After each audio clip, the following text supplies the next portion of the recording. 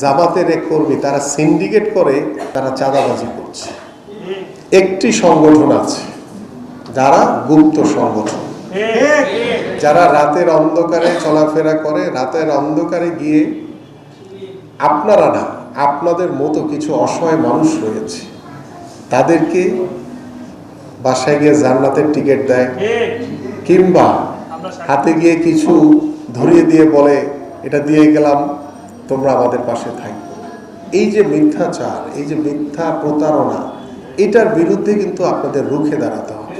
আমার কাছে আজকেই যেখানে আমরা দল মত নির্বিশেষে সকল চাঁদাবাজ, দখলদার, যারা বিশৃঙ্খলাকারী, তাদের বিরুদ্ধে জিরো টলারেন্স দিয়ে কাজ করছি।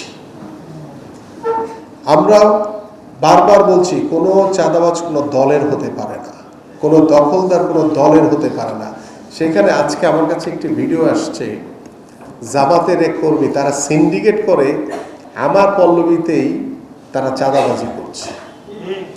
এবং এটি আমি আশা করি আমাদের এখানে ইমরান রয়েছে, ইমরানের কাছে আমি দিব, বাকিটা তোমরা তোমাদের মতো করে বিষয়গুলো নিয়ে কি করবা তোমরা দেখবা বিষয়টা।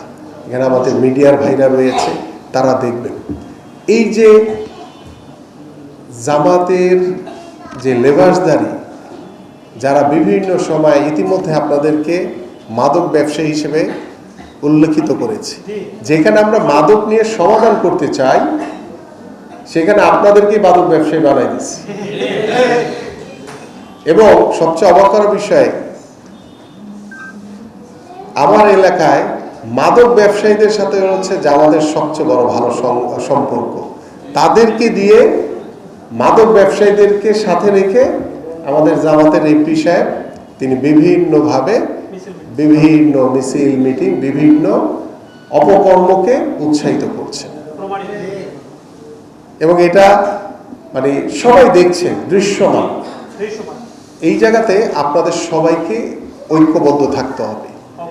আপনারা যদি ঐক্যবদ্ধ থাকেন তাহলে এই অসাধু চক্র তারা কিন্তু কখনোই মাথা চাড়া দিতে পারবে না।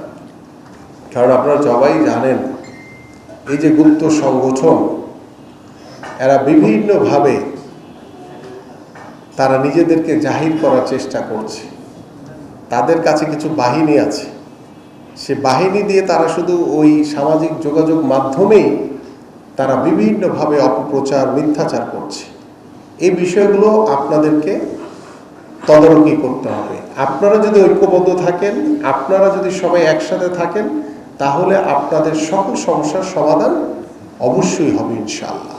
কারণ আপনারা শুধু একক না, আমি আশা করি যে আপনারা আমাদের যে উর্দুভাষীরা রয়েছেন এখানে, আপনাদের যে বৃহৎ একটি জনগোষ্ঠী রয়েছে, সেই জনগোষ্ঠীর প্রত্যেকটি অংশের সাথেই কিন্তু আপনারা জড়িত রয়েছে।